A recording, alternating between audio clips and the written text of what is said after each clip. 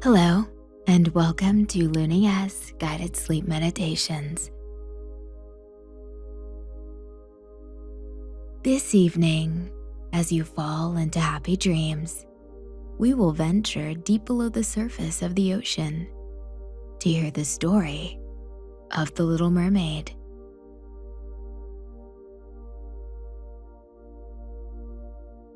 We will see marvelous sea creatures and explore what we're willing to sacrifice in the name of love. Hello. Welcome to Sleep Stories with LunaYes. Before we begin tonight's story, let's take a moment to settle in.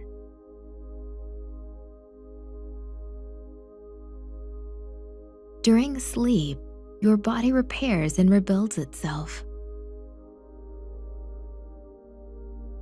Thousands of neurons in your brain adjust to your sleeping state, sending signals throughout your body, letting it know you're giving it time to reboot and heal.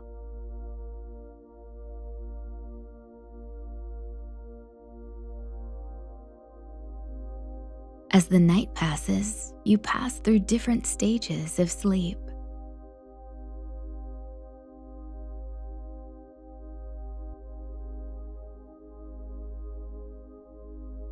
Your pulse and blood pressure lower.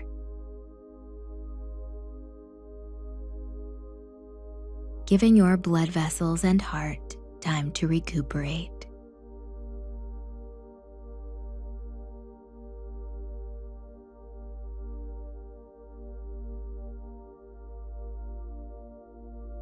Sleep restores your energy as your body repairs cells and releases fresh proteins and hormones.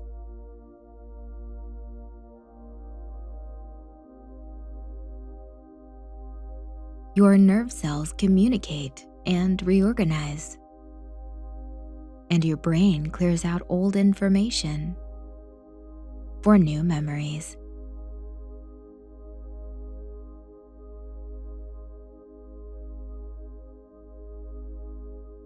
Not only is sleep vital for healthy brain function, but life always feels happier after a great night's rest.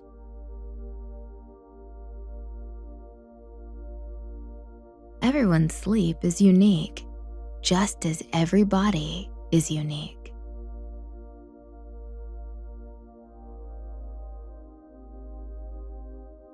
There are people who need more hours of sleep, people who need to fall asleep with a nightlight or weighted blanket, people who snore, and people who sleepwalk. Sleep is an amazing thing. Without any annoyance or judgment, take a moment to thank your body for taking care of you with rest.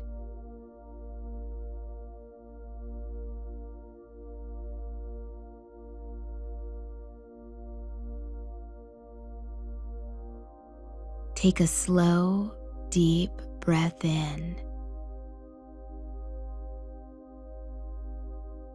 The deepest breath you've taken all day.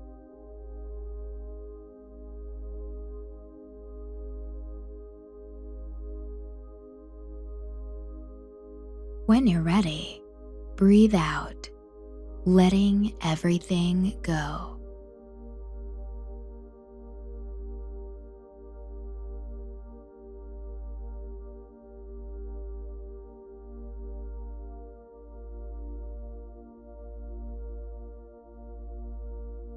With this feeling of calm, having settled into our beds and the present moment, let's begin our story.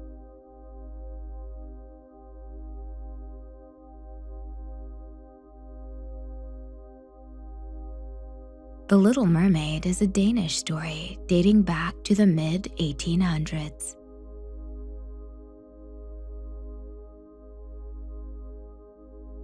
There have been many versions of the story over the years, and perhaps one or two of these are familiar to you.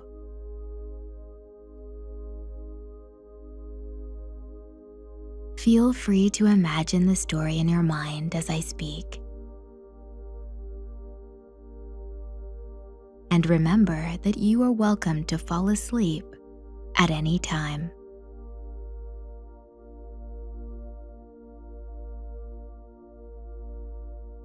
Once upon a time, far below the surface of a salty ocean,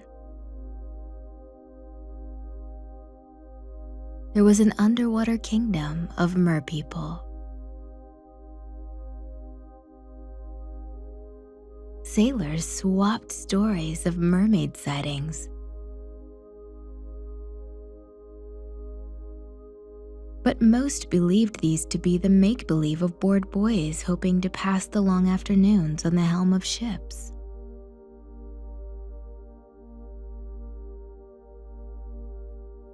This kingdom below the surface, however, was real and ruled by a mer-king who had 6 lovely daughters. The mer-king's wife had died years before, so the old man clung to his daughters more closely, scared to lose them as well.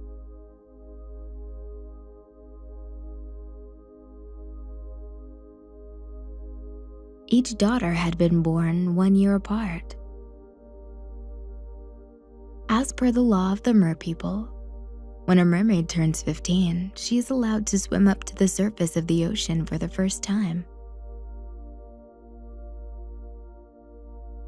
At 15, it is expected she will have the maturity and caution to glimpse the human world from a distance, staying out of sight before returning to the kingdom.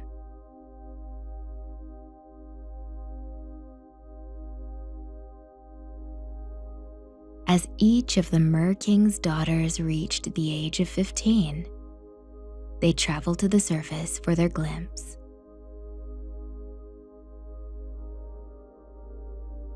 Returning to the kingdom, the mermaid would tell her sisters everything she saw, savoring each detail.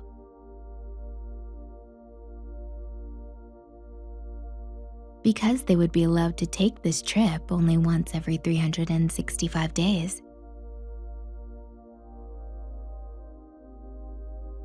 birthdays were anticipated by the merfolk all year long.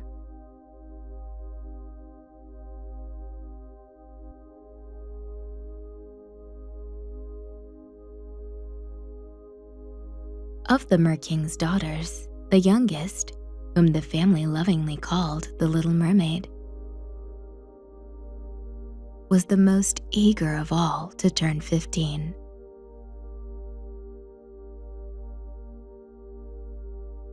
The human world was a source of wonder and entertainment for the merpeople. But they were all content with their lives below the crashing waves above.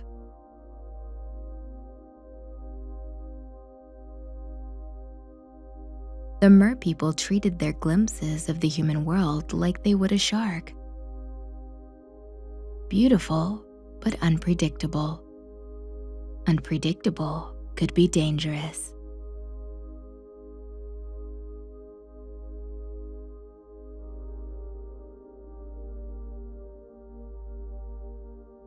When the Little Mermaid's 15th birthday came, it was the best day of her life. She swam to the surface as quickly as she could, her long hair streaming out behind her as she moved towards the light. On the surface, the sun was brighter than she ever could have imagined.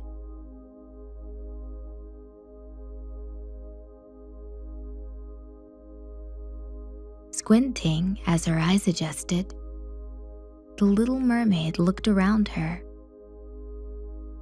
spotting a ship to her left.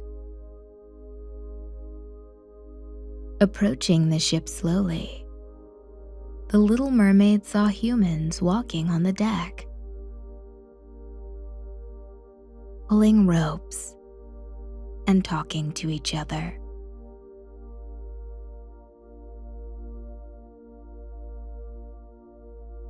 One human in particular caught her eye.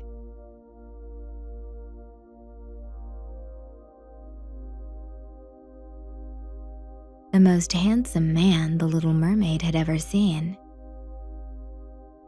stood at the wooden steering wheel.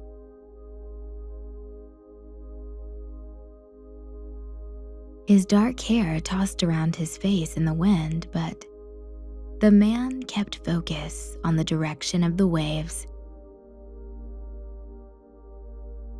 checking his compass and a map ever so often.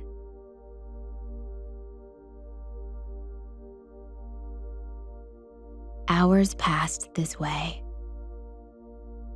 the Little Mermaid following alongside the boat as closely as she dared. From the pieces of conversation she could catch, the Little Mermaid learns that the captain is a prince.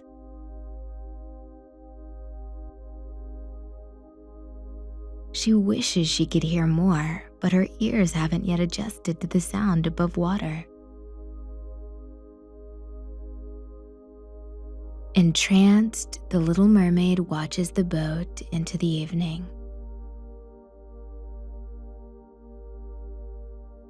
Not minding the clouding skies and increasing waves.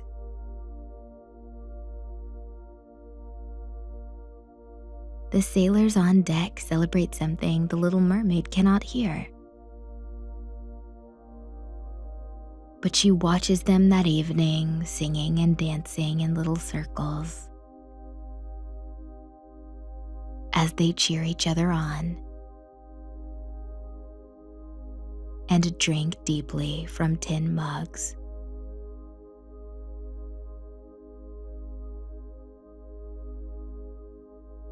Suddenly, lightning strikes a mast of the ship, bursting a sail into flames. The increasing thunder hadn't been heard over the rising waves and singing men, who now dropped their celebration for panic.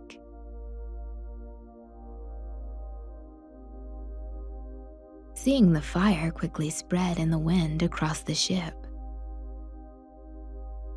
sailors jumped into small rowboats they lowered into the water,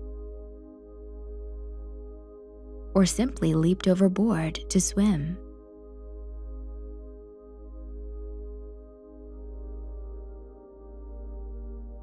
In the panic, she lost sight of the prince and swam below the surface,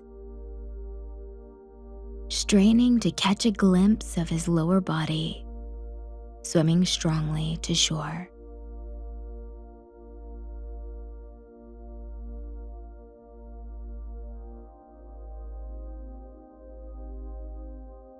Flaming pieces of the ship fell into the water with crashes, and she had to move quickly out of the way of falling men and debris. Suddenly, she saw the prince. He was slowly sinking, a small cut on his head letting off a thin stream of blood. If it weren't for the injury, the Little Mermaid would have thought he was asleep. Without stopping to think, she swam to him, wrapping her arms around his waist and shoulder as she brought him back up to the surface.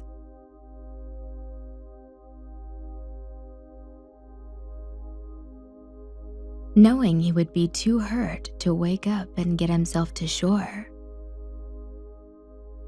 The little mermaid swam with all her might, pushing him onto a beach. She lightly traced the wet hair from his eyes before she returned to the underwater kingdom.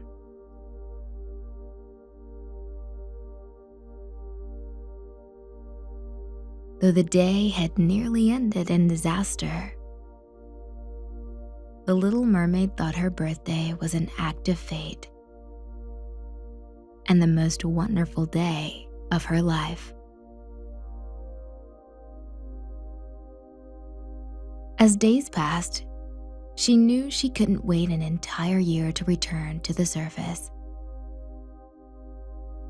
She wanted to be near the prince and sing songs and dance like the sailors. Consumed by her desire, she visited the cave of a sea witch. Her father, the Mer King, had warned his daughters never to visit the witch.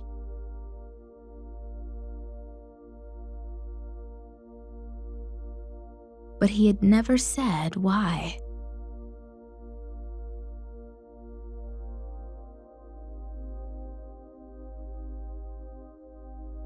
The little mermaid knew her family wouldn't understand her wish to leave the ocean. So she visited the woman only as a last resort.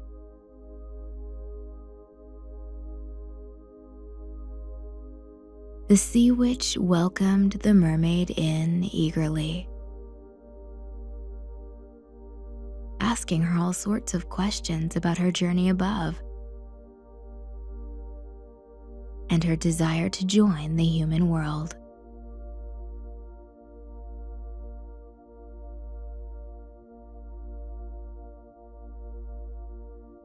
Happily supporting the little mermaid, the sea witch gingerly handed her a potion she said would turn her tail into human legs. As payment, the witch says, all she needs is the little mermaid's gorgeous voice.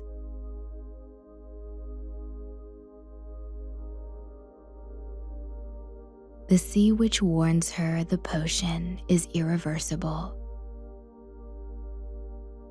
It will give her the ability to dance better than any human ever has, but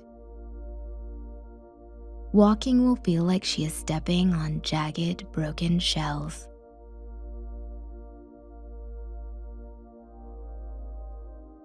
Only true love will erase the pain from her legs. Taking a moment to look at her tail one last time, the little mermaid agrees and swallows up the potion in one gulp. Almost immediately, a tingling sensation begins at the very tip of her tail, traveling up to the shiny scales to her waist.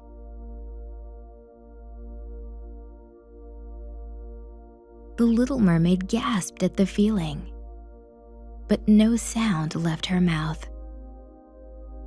Her voice gone. Swimming as fast as she could, the little mermaid travels to the ocean's surface. Her ability to breathe underwater disappearing with her tail.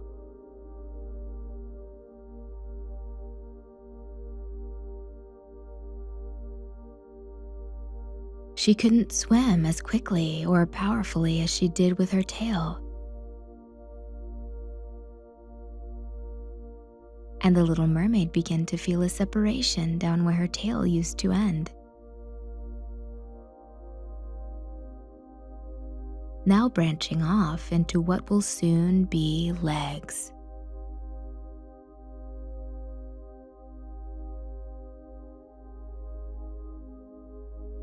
Suddenly, she can swim in kicks.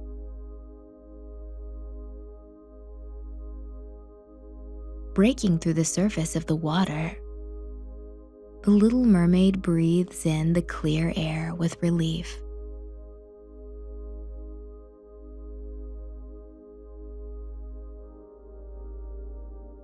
As a mermaid, she could breathe both water and air. But now breathing above water is her only option. Paddling to shore, she could feel the water rushing around the gaps in her new toes.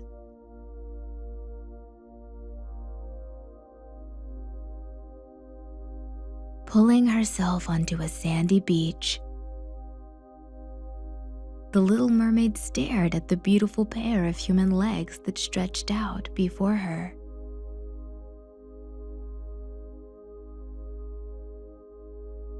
She twisted and turned to look at them from all sides, stretching her toes and rotating her ankles.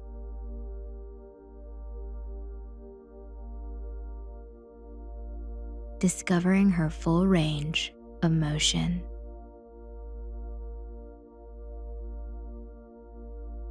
Wobbling and falling to her knees on the sand, she practiced walking.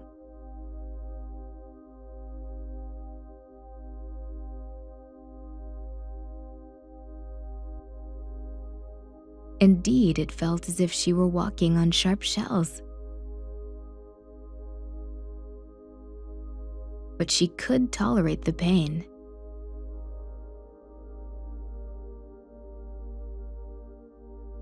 And set out fashioning herself a dress of seaweed.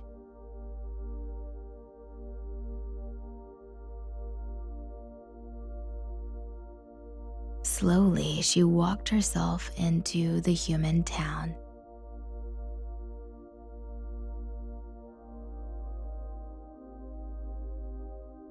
Staring excitedly at the people going about their days working.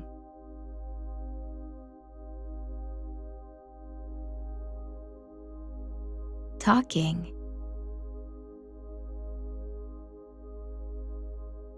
Shopping.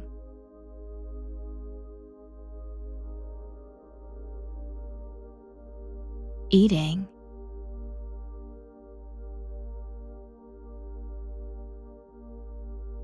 And laughing together.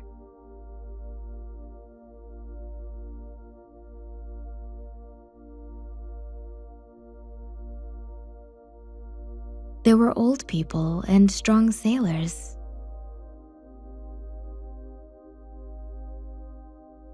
And little children with their parents all moving about in perfect harmony.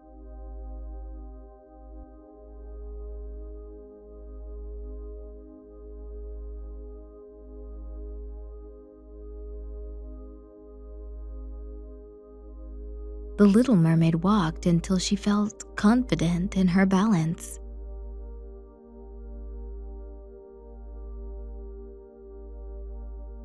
Traveling straight to the seaside castle to see the prince.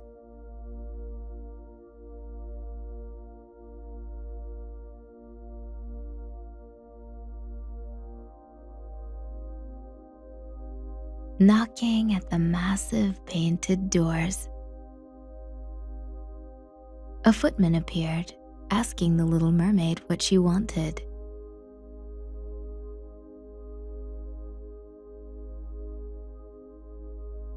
The little mermaid tried to speak before remembering her lost voice.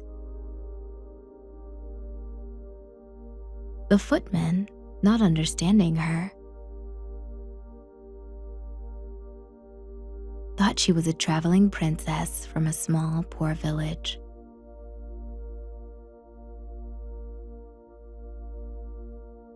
The servant led her to dressing quarters where maids fixed her up. Combing her hair and giving her a fine gown.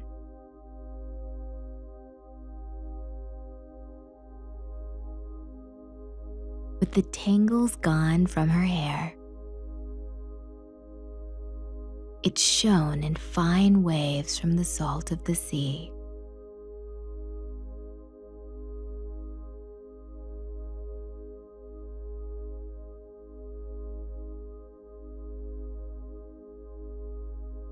That evening, the footman presented her at the evening's ball. The prince sat at the head of the table and bowed as the little mermaid entered.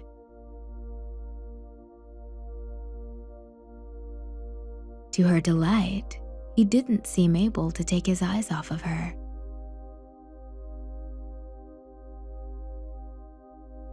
She smiled at guests through dinner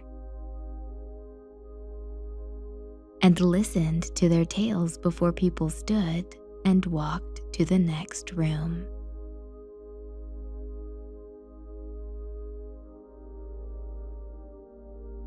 The little mermaid followed, unsure of where the party was going, until she spied an orchestra and a sprawling dance floor.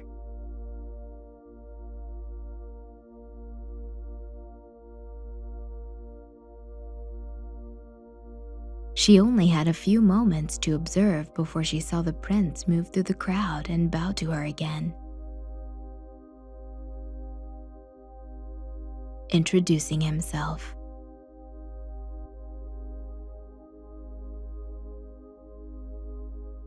With the sound of the music, it didn't matter that she couldn't speak. When he offered his arm for a dance, she smiled.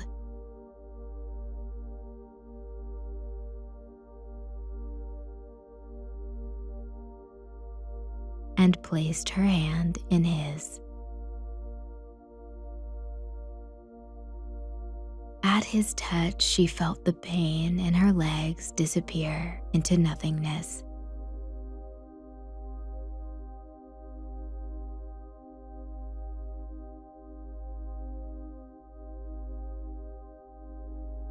And she no longer walked on broken shells.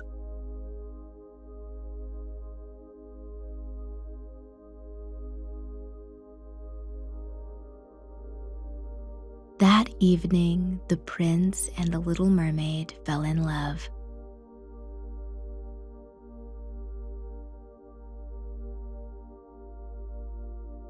The little mermaid dancing more beautifully than anyone had ever seen.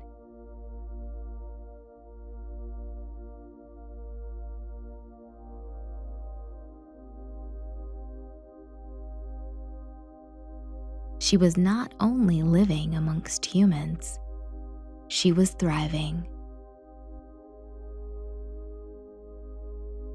She was home.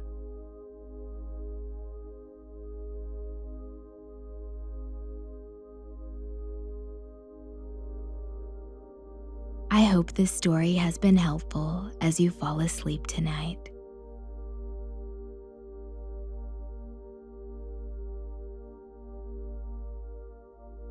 If you are still awake, please be kind to yourself.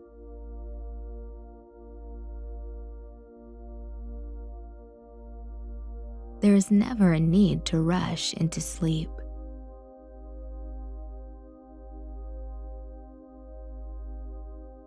You will find it when your body is ready, on its own time. In the meantime, feel free to check out our other content.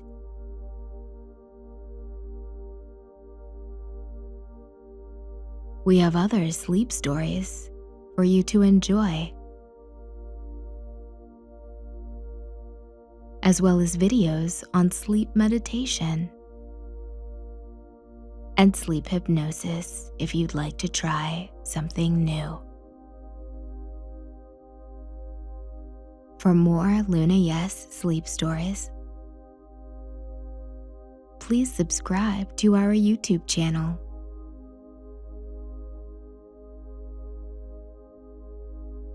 Sweet dreams.